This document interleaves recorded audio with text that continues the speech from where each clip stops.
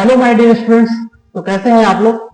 बेटा आज हम आपके लिए पार्ट 3 लेकर के आए हैं 100 PYQs का। जैसा आप लोगों से वादा किया गया था कि आप लोग को दिया जाएगा, तो उसी का आज हमारा पार्ट 3 है। बेटा आज हम लोग कॉम्प्लेक्स नंबर से स्टार्ट करेंगे, तो चलिए आज का सेशन हम लोग स्टार्ट करते हैं। पहला question, let alpha and beta be the roots of the equation x squared minus x plus 2 equal to 0 with the given condition that imaginary part of alpha is greater than imaginary part of beta। और फिर इसको हम लोग को solve करना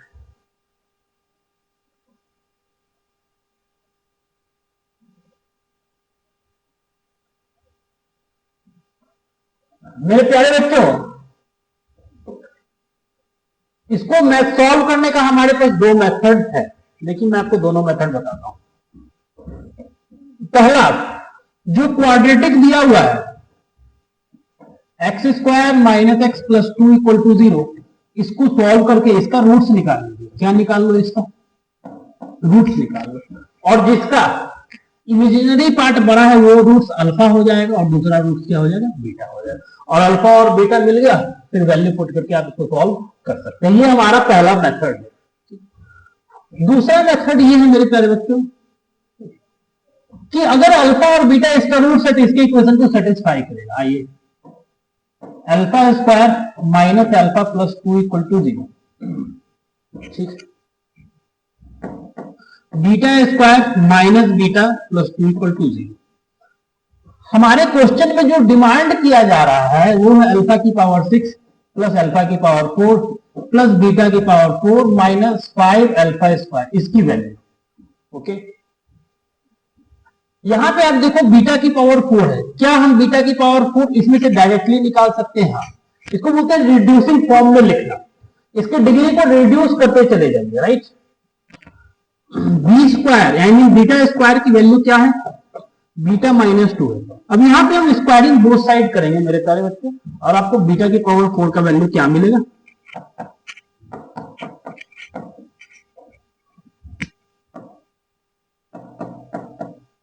ये आए। Okay, अब अगेन इसको भी हम और आगे रिड्यूस कर सकते हैं, जैसा कि यहां पे देखिए beta square minus 4 beta plus 4 है। मेरे को पता है बीटा स्क्वायर माइनस बीटा की वैल्यू, इसकी वैल्यू को पता है, यानी कि बीटा स्क्वायर का वैल्यू भी हमको पता है क्या है? बीटा माइनस 2 है। क्या है? Beta minus 2। इसको यहां पे भी सब्स्टिट्यूट कर देते हैं, यानी कि beta minus 2 minus 4 beta plus 4, minus 4 beta plus beta क्या हो गया? माइनस 3 बीटा हो गया, और 4 माइनस 2 प्लस 2 यानी कि 2 माइनस 3 बीटा आया। ये किसकी वैल्यू आ गई? बीटा की पावर 4। इसको वो बोलते हैं रिड्यूसिंग फॉर्म में लिखना। ओके, अब दूसरा देखो, आप अल्फा का पूरे टर्म को कॉन्सेंट्रेट करो, यानी कि बीटा की पावर 4 की जो वैल्यू आई उसको हम कलेक्ट कर लेते हैं।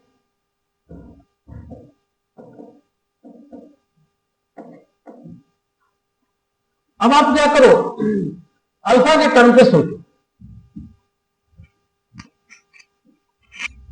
अल्फा का जितना सारा टर्म है उसको सब एक जगह लिखते हैं। क्या आएगा जरा देखो, अल्फा की पावर 6 प्लस अल्फा की पावर 4 माइनस 5 अल्फा का स्क्वायर, इसको सॉल्व करना है।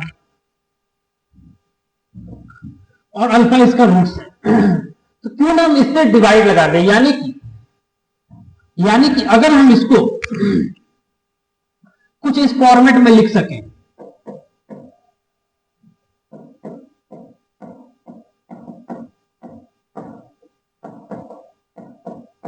जरा देखिए, अगर हम alpha square minus alpha plus 2 से इसको डिवाइड करेंगे तो division algorithm, that is dividend is equal to divisor into quotient plus remainder, इसकी वैल्यू 0 है, यानी कि ये सिंप्लीफाई होकर के सिर्फ रिमाइंडर के फॉर्म में बच जाएगा, राइट। तो ये चीज अप्लाई करने जा रहे हैं हम। इसके लिए हम क्या करेंगे? इससे दिए गए एक्सप्रेशन को डिवाइड करेंगे। ओके, इससे दिए गए एक्सप्रेशन को क्या करेंगे जी? डिवाइड करेंगे। अल्फा की पावर 6 प्लस अल्फा की power 4 minus 5 alpha square upon में alpha square minus alpha plus 2। ठीक है मेरे प्यारे बच्चों, इससे डिवाइड करके जो भी आएगा, ध्यान दें, इससे डिवाइड करके जो भी आएगा वो आपका फाइनल रिमाइंडर जो उसमें बचेगा उसको आप यूज कर सकते हैं इसके साथ डायरेक्टली। यानी कि जब हम रिड्यूसिंग फॉर्म अप्लाई किए तो हमको अल्फा और बीटा का वैल्यू निकाल करके सॉल्व करने का जरूरत नहीं पड़ा। तो आफ्टर दैट, इसके बाद इसको जब डिवीजन करेंगे तो क्या बचेगा जरा देखिए।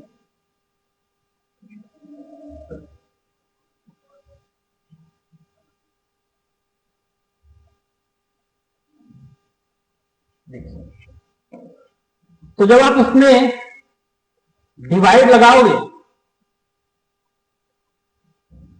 जब आप उसमें डिवाइड लगाओगे तो देखिए ये बचेगा आपके पास। देखो बीटा में यही आया था, बीटा में यही आया था। अल्फा में डिवाइड लगाने के बाद फिर अल्फा क्यूब सिंप्लीफाई करने के बाद फाइनली हमारे पास क्या बचा, ये बचा। ठीक है, और हम अगेन यहाँ पे अल्फा स्क्वायर की वैल्यू को पुट कर सकते हैं। फिर और उसको सिंप्लीफाई करने के बाद क्या बचा जी, और सिंप्लीफाई करने के बाद ये बचा -3 अल्फा -3 बीटा प्लस 60। यहां से -3 कॉमन ले लिए, यहां पे -3 जैसे ही कॉमन ले लोगे अल्फा प्लस बीटा के फॉर्म में आ जाएगा, और ये सम ऑफ रूट्स है। ये क्या है, सम ऑफ रूट्स है। और फिर इसको फर्दर सिंप्लीफाई करके आप आगे प्रोसीड कर सकते हैं और फाइनल आंसर आपको 30 आएगा, राइट। तो डिवीजन एल्गोरिथम का अप्लाई करके, डिवाइड करके इस क्वेश्चन को हम बेहतर तरीके से सॉल्व कर सकते हैं। तो चलिए मेरे प्यारे बच्चों, हम अगले क्वेश्चन की ओर प्रोसीड करते हैं।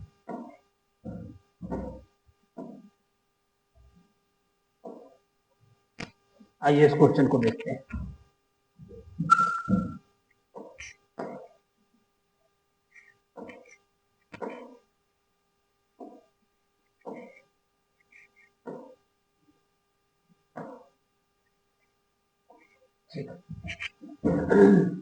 Let the complex number alpha and 1 upon alpha conjugate lie on the circle this। मेरे प्यारे बच्चों, आप सबसे पहले ये समझो कि z माइनस z नॉट अगर सिर्फ ये लिखा हुआ है तो ये डिस्टेंस को रिप्रेजेंट करता है, distance between z not and z, right. और अगर z minus z not equal to r लिखा हुआ है या कोई कांस्टेंट लेटर सपोज a है, तो ये एक सर्कल को रिप्रेजेंट करता है। ये किसको रिप्रेजेंट करता है, सर्कल। सर्कल जिसका सेंटर क्या है, जिसका सेंटर का कोऑर्डिनेट z नॉट है, राइट। जिसके सेंटर का कोऑर्डिनेट क्या है, z नॉट। और रेडियस क्या है, रेडियस a। ये दो बातें आपको ध्यान में रखनी है। पूरे कॉम्प्लेक्स नंबर के ज्योमेट्री सेक्शन में सबसे ज्यादा यूज होने वाला बात है ये।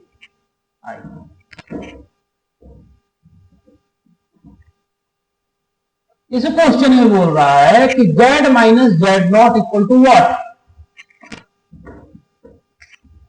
4 दिया हुआ है। z माइनस z नॉट का होल स्क्वायर इक्वल टू 4। अच्छा जी, और क्या बोल रहा है कि अल्फा इसका रूट है और 1 अपॉन अल्फा कंजुगेट इसका रूट है। रूट्स है अगर तो उसके इक्वेशन को सेटिस्फाई करेगा। z के जगह पे हम लोग अल्फा का वैल्यू पुट कर सकते हैं, तो z के जगह अल्फा रख करके सिंप्लीफाई करते हैं, simple simplification. Alpha minus z not का मॉड, एक काम करो मॉड स्क्वायर को ब्रेक करो। क्या करेंगे भाई, mod Z square equal to क्या होता है, जेड जेड कन्वर्जेट होता है। तो इसका यूज करके हम लोग मॉड को एक्सपेंड करते हैं। Alpha minus Z not into alpha minus Z not का conjugate equal to 4। Equal to क्या हो गया, 4 हो गया। कंजुगेट का प्रॉपर्टीज लगाते हैं हम, उसको एडिशन सब्ट्रैक्शन में सेपरेट कर सकते हैं। Alpha minus Z not alpha conjugate minus Z not conjugate equal to 4। ठीक है, अब जरा मल्टीप्लीकेशन पे ध्यान दिया जाए। Alpha into alpha conjugate mod alpha square, हमको पता है जेड जेड कंजुगेट क्या होता है, मॉड जेड स्क्वायर होता है। उसके बाद ये वाला चीज इसके साथ मल्टीप्लाई होगा, यानी कि minus alpha Z not conjugate minus alpha Z not conjugate. उसके बाद ये वाला चीज से minus Z not alpha conjugate और फिर क्या मिलेगा, प्लस ये दोनों मल्टीप्लाई होकर के जेड नॉट का स्क्वायर, यानी कि मॉड जेड नॉट का स्क्वायर, ठीक है जी, इक्वल टू क्या आया, 4 आया। यहां से हमको एक इक्वेशन मिल गया। अब हम बात करते हैं इक्वेशन नंबर 2 की। दूसरा इक्वेशन कैसे मिलेगा जी, ये 1 अल्फा कंजुगेट इसका रूट है तो इसको सेटिस्फाई करेगा, इसको सॉल्व कर, फिर बाद में मॉड जेड नॉट का वैल्यू हम यहां से निकाल के पुट कर देंगे और मॉड अल्फा स्क्वायर मिल जाएगा। चलिए सॉल्व कर लेते हैं। Modulus 1 alpha conjugate minus Z not का होल स्क्वायर, मॉड स्क्वायर दिया हुआ है। क्या लिखेंगे, सबसे पहले एलसीएम लेंगे, एलसीएम लेकर के क्या लिखेंगे, इक्वल टू क्या दिया हुआ है, 16 दिया हुआ है, एलसीएम लेकर के क्रॉस मल्टीप्लाई कर देते हैं, यानी कि 1 minus Z not alpha conjugate का मॉड स्क्वायर अपॉन में इसका, तो ये इधर आकर के क्रॉस मल्टीप्लाई हो गया, ठीक है जी। मॉड अल्फा कंजुगेट और अल्फा कंजुगेट की वैल्यू सेम होती है, तो इसके जगह पे हम अल्फा कंजुगेट भी रख सकते हैं। अब इसको सिंप्लीफाई करते हैं, जेड जेड कंजुगेट लगाएंगे,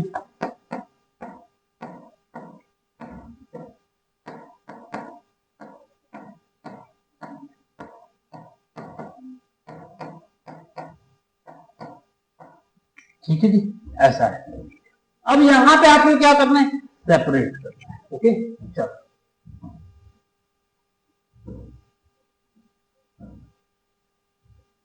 आइए अगेन कंजुगेट का प्रॉपर्टीज, तो फाइनली हमको क्या मिला, 1 minus Z not alpha conjugate into 1 minus Z not conjugate, double conjugate same value आ जाएगा, equal to mod alpha square into 16, ठीक है जी।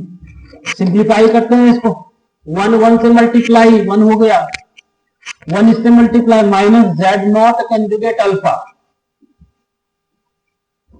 Plus Z not alpha conjugate, I mean minus होगा यहां पे,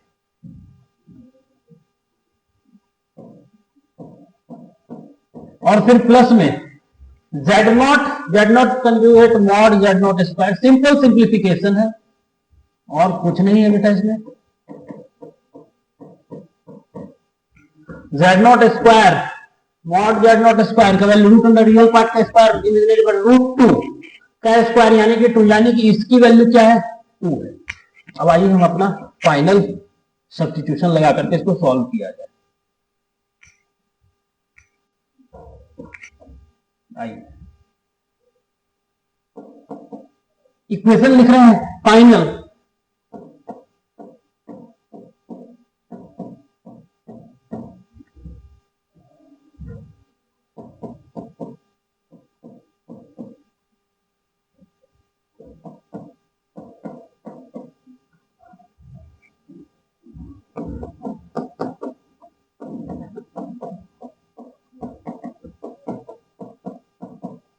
और इस इक्वेशन को भी ऑब्जर्व कीजिए, देखिए यहां पे भी जहां जेड नॉट स्क्वायर है उसका वैल्यू क्या लिख सकते हैं, 2 लिख सकते हैं।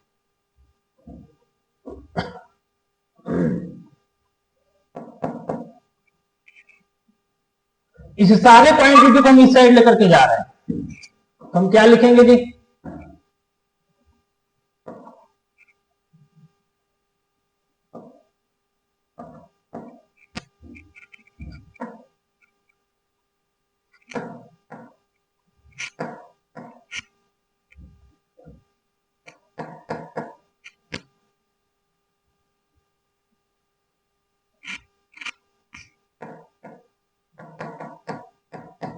देखिएगा मेरे प्यारे बच्चों, हम क्या किए हैं, ये वाला चीज इधर, ये वाला चीज इधर, और जेड नॉट का वैल्यू था 2, उसको भी इस साइड लेकर के हम आ गए, ठीक है। तो ये क्वांटिटी बन गया alpha square, mod alpha square एक साइड बचा हुआ है, लिख दिए।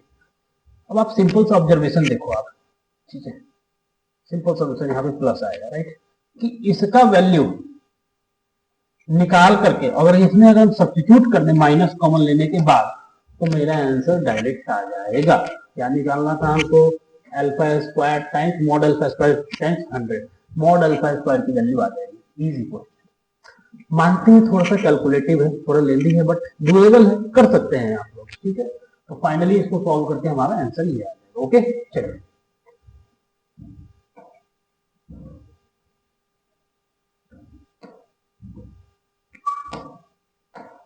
आओ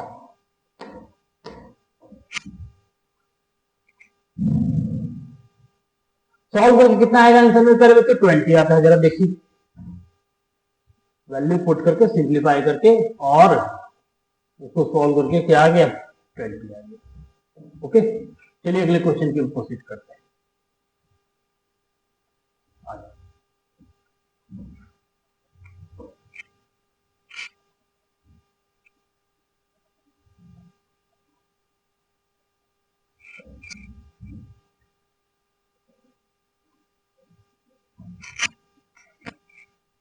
आइए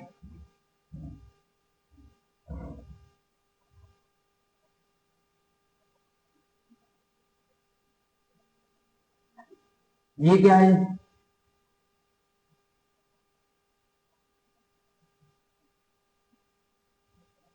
बोल रहा है कि अगर z equal to X plus iota Y और x और y दोनों का मल्टीप्लीकेशन 0 नहीं है, satisfy this equation with mod z, I mean modulus of z square की वैल्यू बताइए। ये भी इजी क्वेश्चन है। सबसे पहले सिचुएशंस क्या गिवन है, जरा उस पर कॉन्सेंट्रेट करते हैं। क्या गिवन है बेटा, z square plus iota z, क्या गिवन है मेरे प्यारे बच्चे, z कंजुगेट का वैल्यू 0 दे दिया है। ओके, इसको इधर लेकर के चले जाते हैं, मॉड लेना है, taking mod both side, mod का प्रॉपर्टी है कि हम उसको मल्टीप्लीकेशन में सेपरेट कर सकते हैं। ये तो सिंपल क्वेश्चन था जी। इसकी वैल्यू क्या हो जाएगी, रियल पार्ट का स्क्वायर इमेजिनरी पार्ट का स्क्वायर, बोलो जरा 1, और इसका मॉड मॉड जेड के साथ इक्वल, यानी कि इस स्क्वायर को बाहर लिख सकते हैं, यानी कि मॉड जेड को कॉमन ले लीजिए, यहां से मॉड जेड को क्या करो, कॉमन ले लो, क्या बचा, मॉड जेड माइनस 1 बचा, दो का प्रोडक्ट 0, दोनों को सेपरेटली 0 कर, या तो मॉड जेड 0 होगा या मॉड जेड 1 होगा, लेकिन बोलता है कि एक्स और वाई दोनों का प्रोडक्ट 0 नहीं है, यानी कि इसकी वैल्यू 0 नहीं हो सकती। तो ये क्लोज हो गया आपका, मॉड जेड इक्वल टू 1, यानी कि डी ऑप्शन आपका इसमें आ जाएगा। ये काफी सिंपल क्वेश्चन था, कोई बहुत ज्यादा लेंदी कैलकुलेशन इसमें नहीं था। ठीक है जी, आइए आगे की बात करते हैं। डी ऑप्शन करेक्ट है।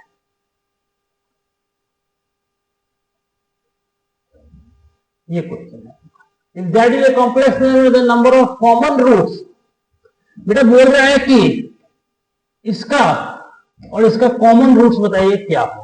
ओके ओके, कॉमन रूट बताना है तो रूट्स निकालना पड़ेगा, तो जरा चलिए जरा सिंप्लीफाई करके देखते, जरा इस पे विचार किया जाए, ये क्या लिखा हुआ है, इस पे विचार करते हैं, ये क्या है, क्या है जी, Z cube plus 2z square plus 2z plus 1 equal to 0, ये क्या है, कहीं ना कहीं A cube plus B cube का हमको लग रहा है सिस्टम, थोड़ा सा देखो जरा, ए क्यूब प्लस बी क्यूब का लग रहा है हमको, थोड़ा फैक्टराइज करके देखें क्या, थोड़ा फैक्टराइज करके देखें क्या, आओ जरा फैक्टराइज कर ले, कैसे करेंगे जी फैक्टराइज, कैसे करेंगे फैक्टराइज, जरा देखो जी ये क्या लिखा हुआ है,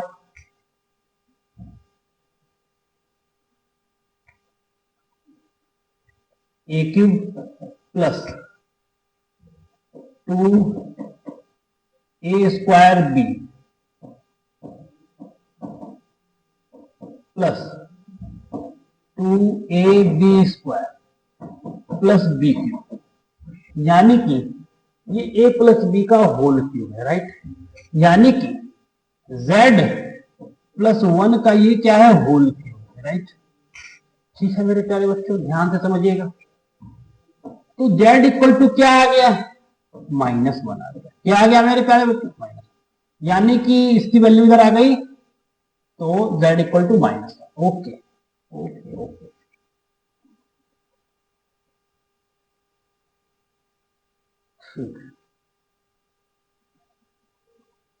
A cube plus B cube, okay okay okay, wait wait,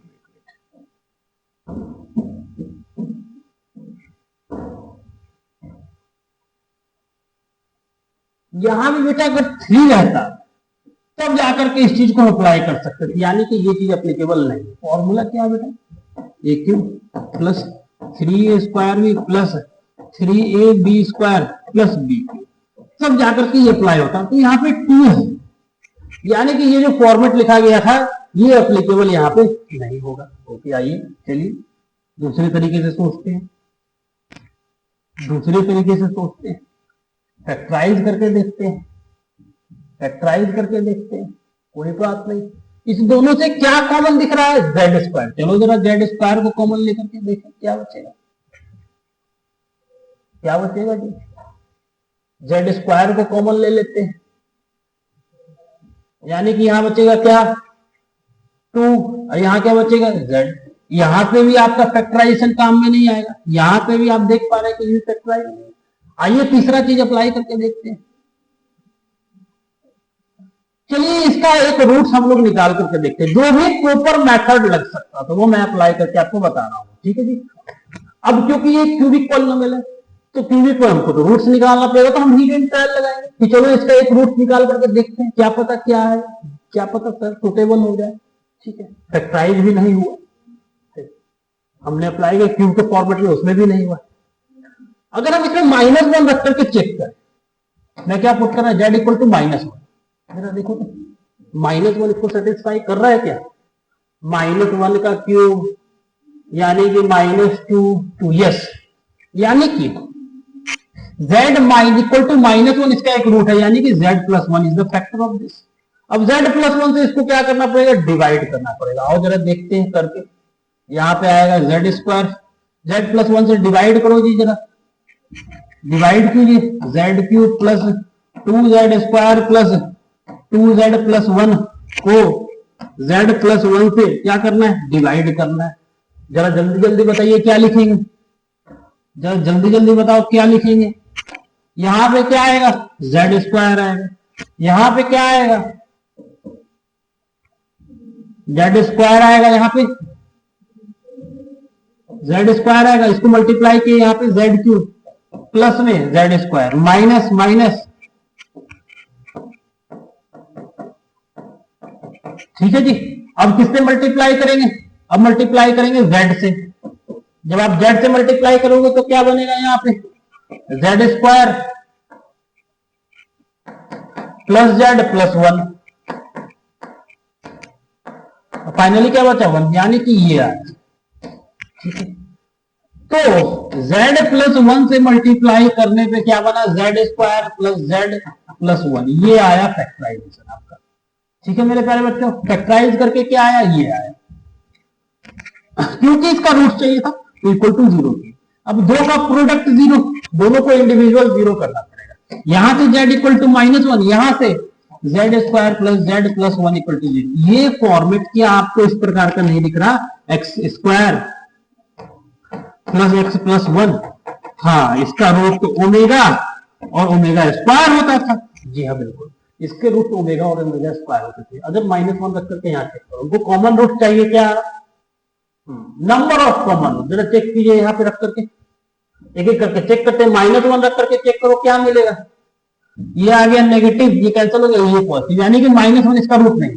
omega रख करके चेक करते हैं, ओमेगा रख कर, ओमेगा की पावर 1985, ओमेगा की पावर 100 प्लस 1, इसको चेक कर लेते हैं, क्योंकि ओमेगा 3 का मल्टीपल होता है, क्या होता है मेरे प्यारे बच्चे, 3 का मल्टीपल होता है, तो 3 के मल्टीपल में चेक करते हैं। जरा 3 से डिवाइड करके बताइए क्या आएगा, हमको पता है ना, ओमेगा की पावर 3n की वैल्यू 1, ओमेगा की पावर 3n प्लस 1 की वैल्यू ओमेगा, ओमेगा की पावर 3n प्लस 2 की वैल्यू ओमेगा स्क्वायर होता है। तो 3 से डिवाइड करना पड़ेगा, 3 से डिवाइड करने के इसका सम चेक करते हैं, राइट। सम देखो जरा, सम देखिएगा, यहाँ पे आ गया आपका 10, 18 प्लस 5 13, यानी कि 12 तक हो जाता, यानी कि यहाँ पे अगर 4 + 1 करिए इसको, तो ये फाइनली बनेगा आपका क्या ओमेगा की पावर 3n+1 और ये 100 है, 99 तक कंप्लीट डिविजिबल है। ओमेगा की पावर ये क्या है,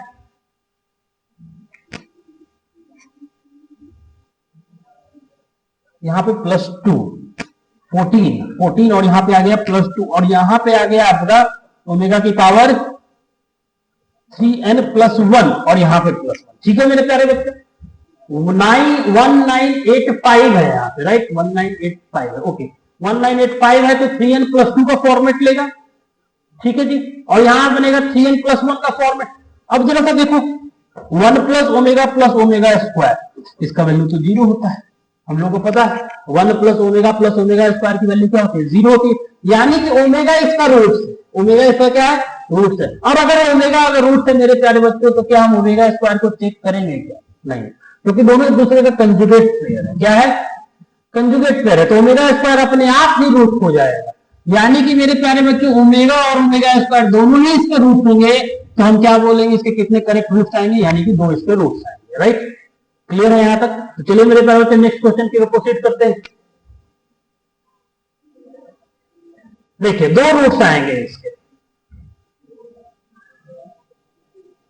नेक्स्ट क्वेश्चन कह रहा है कि z एक complex number such that modulus of z minus iota equal to z plus iota equal to z -1। मेरे प्यारे बच्चों, जैसा कि मैंने आपको बताया था अभी कि z माइनस z0 डिस्टेंस को रिप्रेजेंट करता है, तो यहां की बात कर रहा है 3 पॉइंट्स के बारे में। पहला पॉइंट क्या है, आयोटा, यस, बीच में माइनस साइन कराना जरूरी है, बीच में माइनस साइन कराना, आयोटा, आयोटा का कोऑर्डिनेट, यानी कि कोऑर्डिनेट क्या हो, इमेजिनरी एक्सिस पॉजिटिव, यानी कि यहां पे क्या आ गया 0,1 आ गया, ओके। दूसरा क्या है जी, -1, यानी कि यहां पे आ गया 0,-1, और तीसरा क्या है, रियल पे 1। तो एक ट्रायंगल बनेगा ये तीनों पॉइंट को मिलाकर के, एक लौता, याद रखिएगा पूरे मैथमेटिक्स में एक लौता, एक सिंगल ऐसा पॉइंट होता है जिसका नाम है सर्कम सेंटर, जिससे 3 पॉइंट यानी कि तीनों कोऑर्डिनेट्स, तीनों वर्टेक्स का डिस्टेंस इक्वल होता है। तो एक ही ऐसा जेड होगा जिससे इस तीनों की डिस्टेंस क्या होगी, इक्वल होगी। कितना जेड होगा, एक जेड। उस जेड को हम लोग क्या बोलते हैं, सर्कम सेंटर बोलते हैं। क्या बोलते हैं मेरे प्यारे बच्चों, सर्कम सेंटर, यानी कि ऑप्शन ए करेक्ट है।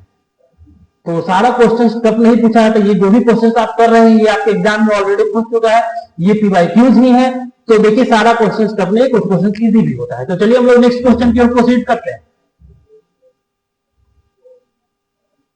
एक आंसर इसका करेक्ट, ये रहा आपके सामने इसका सॉल्यूशन, जैसा कि आप देख सकते हैं एबीसी सर्कम सेंटर, काफी important point, circumcentre will the only point whose distance from A B C are same. याद रखिएगा सर्कम सेंटर पॉइंट होता है। Next question, if alpha satisfies the given equation, again alpha क्या है, ओमेगा, ओमेगा स्क्वायर, हमको देख करके ही पता चल गया कि इसके रूट्स तो ओमेगा और ओमेगा स्क्वायर होते हैं। तो बताना है कि एबीसी का क्या वैल्यू आएगा, फिर दिए गए एक्सप्रेशन को सॉल्व करने में काफी इजी क्वेश्चन है। यानी कि अल्फा की वैल्यू क्या होगी, ओमेगा होगी और ओमेगा स्क्वायर होगा। तो फाइनली हमको क्या निकालना है, 1 प्लस ओमेगा, अल्फा को ओमेगा ले लेते हैं, आप ओमेगा स्क्वायर भी ले सकते हो। तो इसका एक्सटेंशन चाहिए, क्या चाहिए भाई, 1 प्लस ओमेगा पे पावर 7 इक्वल टू क्या है,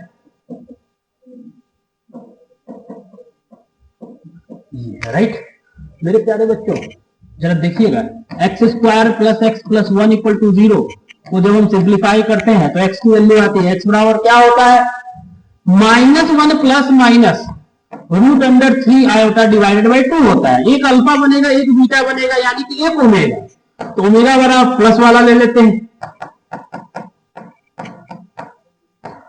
और ओमेगा स्क्वायर की वैल्यू माइनस वाला ले लेते हैं। ये 2 वैल्यू बन जाएगी मेरे प्यारे बच्चे, राइट। कलेक्ट करने की जरूरत पड़ेगा, अभी बताएंगे आपको। तो 1 प्लस ओमेगा, क्योंकि 1 प्लस ओमेगा स्क्वायर का वैल्यू 0 होता है, तो 1 प्लस ओमेगा की वैल्यू आ गई माइनस ओमेगा स्क्वायर, यानी कि माइनस ओमेगा स्क्वायर पे पावर 7, यानी कि आ गया माइनस ओमेगा पे पावर 14। अब ओमेगा की पावर 14 को कैसे लिखेंगे, क्योंकि हमको पता है ओमेगा 3 के मल्टीपल में 1 होता है, तो देखो 12 प्लस 2, क्या लिखो जी 12 प्लस 2,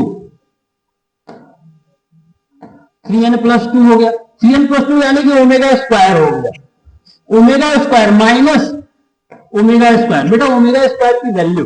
अब यहां पे जो जनरल कंफ्यूजन देखा गया है बच्चों के बीच में कि वो जो कोफिशिएंट्स को इक्वेट करते हैं वो ओमेगा के कोफिशिएंट को इक्वेट कर देते हैं। नहीं, ओमेगा के कोफिशिएंट को इक्वेट नहीं किया जाता। क्यों? ओमेगा एक कॉम्प्लेक्स नंबर है, कॉम्प्लेक्स नंबर इक्वेट होता है इमेजिनरी पार्ट और रियल पार्ट से। अगर आपको इक्वेट करना है तो आप रियल पार्ट और इमेजिनरी पार्ट को इक्वेट करोगे, ना ही कि ओमेगा को। ध्यान से सुनिएगा मेरी बात को, ओमेगा इक्वेट नहीं होगा, यही छोटा सा चीज इसमें सोचना था। तो ओमेगा स्क्वायर का वैल्यू हमको पता है ऑलरेडी, इसमें माइनस से मल्टीप्लाई कर देंगे, यानी कि क्या बनेगा माइनस ओमेगा स्क्वायर क्या बनेगा 1 plus root 3 iota divided by 2 बनेगा। क्या बनेगा 1 plus root 3 iota divided by 2 बनेगा। क्लियर है? चलिए इसकी वैल्यू को हम सब्स्टिट्यूट करते हैं, यानी कि यहां पे। और ध्यान से सुनो मेरे बेटा कि ओमेगा और ओमेगा स्क्वायर दोनों पता है। आप जैसे ही कंपेयर करोगे कोफिशिएंट्स को तो आप रियल पार्ट और इमेजिनरी पार्ट को कंपेयर करोगे, उससे ए का वैल्यू, बी का वैल्यू और सी का वैल्यू मिल जाएगा। सिंपल सा बात। और एबीसी आपको मिल गया, आप ये निकाल लेना। एक प्रॉब्लम क्रिएट होता है कि अगर आप एबीसी निकाल रहे हो तो हो सकता है कि 2 इक्वेशन मिले, हो सकता है कि वैसे तो 3 मिलेगा जब एबीसी को इक्वेट करोगे, लेकिन हो सकता है कोई 2 इक्वेशन सेम हो जाए। तो अगर आपको 2 इक्वेशन मिल रहा है और 3 वेरिएबल को सॉल्व करना है, यानी कि एबीसी की वैल्यू निकालनी है, तो थर्ड के टर्म में हम एक्सप्रेस करेंगे। यानी कि मेरे कहने का मतलब ये है कि अगर मान लो लेट अस सपोज कि ऐसा सिचुएशन क्रिएट हो जाए, कैसा 2x square plus 7x equal to 3, या फिर एबीसी मिले 3a plus 4b minus C equal to 2, और तीसरा आ गया 3b minus a plus C equal to 5, ऐसा आ गया। दोनों इक्वेशन मिला आपको, तो बोलेंगे कि बेटा फिर a और b दोनों की वैल्यू c के टर्म में निकाल लो, या किसी एक की वैल्यू, यानी कि b और c की a के फॉर्म में। इस तरीके से आपको करना पड़ेगा, यानी कि a, b और c की वैल्यू किसी एक वेरिएबल के बीच में आएगी, या तो a के फॉर्म में, या तो b के फॉर्म में, या c के फॉर्म में, लिख करके सॉल्व करना है। ओके, चलिए इसका सॉल्यूशन आपको दिखाते हैं। ये एक अच्छा कैलकुलेटिव क्वेश्चन था, सॉल्व करके 5 आएगा। अच्छा ओके, इसका पूरा सॉल्यूशन अवेलेबल नहीं है, बट मैंने आपको ऑलरेडी बता दिया कैसे करना, कोएफिशिएंट्स को इक्वेट करके सॉल्व कीजिएगा। और क्योंकि इसका सॉल्यूशन अवेलेबल नहीं है, सॉल्व करके हमको एबीसी का वैल्यू है, एबीसी का वैल्यू आपको कमेंट सेक्शन में बताना है, मैं जरूर चेक करूंगा। एबीसी का वैल्यू कैसे निकालना है आपको पता चल गया, निकाल करके कमेंट कीजिएगा। देखते हैं किन बच्चों का सबसे पहले कमेंट्स आता है। चलिए अनदर क्वेश्चंस की बात करते हैं। नेक्स्ट क्वेश्चन कॉम्प्लेक्स नंबर का। P बराबर क्या बोल रहा है कि P एक सेट है कॉम्प्लेक्स नंबर का जिसमें modulus z plus 2 minus 3 iota less than equal to 1। क्या है मेरे प्यारे बच्चों, लेस देन इक्वल टू 1, क्या है less than equal to 1। Okay, जरा सा कॉन्सेंट्रेट कीजिएगा। ये ऐसे लिखना गलत है, इसको आप ऐसे लिखो z माइनस 2 प्लस 3 आयोटा, ऐसे लिखते हैं, राइट। और ये काम आपको पता है ये क्या है, z नॉट है, यस, यानी कि एक सर्कल को रिप्रेजेंट करता है। बिल्कुल एक सर्कल बना लेते हैं, क्या दिक्कत है। सर्कल का सेंटर क्या होगा, यही होगा -2,3, यानी कि यहां रेडियस कितना 1, लेकिन ये बोलता है कि अंदर की ओर रिप्रेजेंट कर रहा है, यानी कि जो सर्कल के एरिया को जो रिप्रेजेंट कर रहा है जेड, वो सर्कल के इनसाइड है और सर्कल पर है। क्यों? क्योंकि क्लोज इंटरवल लगा हुआ है, ऐसा है। सेंटर का कोऑर्डिनेट क्या है -2,3, रेडियस कितना है 1, ये मैंने लिख दिया, ठीक है। दूसरा क्या बोलता है, दूसरा बोल रहा है कि एक और आपके सामने क्या दिया, इनइक्वालिटी लिखा हुआ है। चलिए इस इनइक्वालिटी को सॉल्व कर लेते, क्योंकि हमको नहीं पता ये क्या आएगा। वैसे तो स्ट्रेट लाइन होता है, बट अगर नहीं पता तो z equal to X plus iota Y रख करके सॉल्व करेंगे। क्या आएगा जी, X plus iota Y multiplied by 1 plus iota Z conjugate, क्या लेंगे जेड कंजुगेट, जेड कंजुगेट लेंगे एक्स माइनस आयोटा वाई, और हम फिलहाल इक्वल टू लिख देते हैं। मल्टीप्लाई किससे होगा, मल्टीप्लाई किससे होगा, मल्टीप्लाई किससे होगा 8 से, multiply 1 plus 1 minus iota, 1 minus iota equal to 8 लिख देते हैं। वैसे तो लेस देन इक्वल टू है बट हम इक्वल टू, इसको भी सिंप्लीफाई करते हैं, देखते हैं क्या आता है। चलिए इसको यहां पे सिंप्लीफाई कर लेते हैं। X plus iota x plus iota y minus y plus x minus iota x minus iota y minus y equal to 8। क्या कैंसिल हुआ, 2x आया, 2x आया और माइनस 2y आया, इक्वल टू आ गया 8, यानी कि x minus y equal to 4 आया। तो फाइनली जो इनइक्वालिटी था माइनस 8 है, मेरे प्यारे बच्चों देखिएगा थोड़ा सा यहाँ पे माइनस 8 था तो माइनस 4 आएगा, यानी कि x minus y less than equal to minus 4 ये आया। आइए इसको जरा प्लॉट करते हैं। ये एक स्ट्रेट लाइन है, इसका ग्राफ कैसा बनेगा, जब हम y इक्वल टू 0 पुट करेंगे तो x की वैल्यू माइनस 4 कहीं होगा यहाँ पे, ठीक है सही बात है। और जब हम x की वैल्यू 0 पुट करेंगे तो y की वैल्यू 4 होगी, यानी कि लाइन ऐसा बनेगा, ये बन गया लाइन आपका। ये क्या बन गया, लाइन की इक्वेशन बन गई। ये क्या बन गई, लाइन की इक्वेशन। अब क्या बोल रहा है क्वेश्चन में कि दोनों का इंटरसेक्शन पे बात की है, दोनों का इंटरसेक्शन, तो इंटरसेक्शन के लिए इनइक्वालिटी को चेक करना पड़ेगा। सर्कल तो अंदर है, अब इसमें ओरिजिन पुट करते हैं 0,0, इनइक्वालिटी कैसे चेक करते हैं, लीनियर लाइन, लीनियर इक्वेशंस का या फिर स्ट्रेट लाइन का। 0 लेस देन -4 यानी कि रॉन्ग स्टेटमेंट है, तो अपोजिट साइड 0 पे, यानी कि मेरे प्यारे बच्चों, यानी कि जो शेडेड एरिया है वो इसका इधर है और लाइन, तो यानी कि जो हमारा इंटरसेक्शन का पार्ट आएगा दोनों सेट का वो ये वाला आ गया, ये वाला पार्ट इंटरसेक्शन हो गया। ओके, अब क्वेश्चन में क्या बोल रहा है कि Z1 and Z2 with the maximum distance, कहां से, let P intersection Q and Z minus 3 plus 2 iota, इस पे जरा कॉन्सेंट्रेट किया जाए। Z माइनस 3 प्लस 2 आयोटा, जरा माइनस को कॉमन लेते हैं यहां पे, Z माइनस 3 माइनस 2 आयोटा बोलता है कि इससे मैक्सिमम और मिनिमम डिस्टेंस इंटरसेक्शन वाले का Z1 और Z2 है। चलो इस पॉइंट को जरा प्लॉट करो पहले, 3, -2 यहां पे x की वैल्यू 3, y -2। इससे जरा देखिए कमाल का चीज कि मैक्सिमम और मिनिमम डिस्टेंस क्या होगा। मेरे प्यारे बच्चों, ये वाला जो डिस्टेंस होगा, ये डिस्टेंस इसका मिनिमम होगा और यहां से यहां तक का डिस्टेंस क्या होगा, ये वाला डिस्टेंस मैक्सिमम होगा। मिनिमम के बारे में क्या बोला है, मैक्सिमम बोला है Z1, यानी कि ये वाला कोऑर्डिनेट, ध्यान से ये वाला कोऑर्डिनेट Z1 और ये वाला कोऑर्डिनेट Z2 होगा। आप Z1 और Z2 कैसे निकालोगे, तो यहां ये कोऑर्डिनेट हमको पता है, इस कोऑर्डिनेट से इस तक का डिस्टेंस, ध्यान से इस यहां से यहां का डिस्टेंस, डिस्टेंस फॉर्मूला से जैसे ही रेडियस ऐड करोगे मेरा काम हो गया, डिस्टेंस मिल गया। हमको तो डिस्टेंस चाहिए ना, देखो ना मॉड Z1, ये मॉड क्या रिप्रेजेंट करता है, डिस्टेंस को, तो ये वाला डिस्टेंस आपका मॉड Z1 है, ये वाला डिस्टेंस आपका मॉड Z2 है, हो गया लो, ठीक है। अब बात है कि ये वाला कैसे निकालें, ये थोड़ा सा चैलेंजिंग बात है हमारे लिए, ये तो काफी इजी था।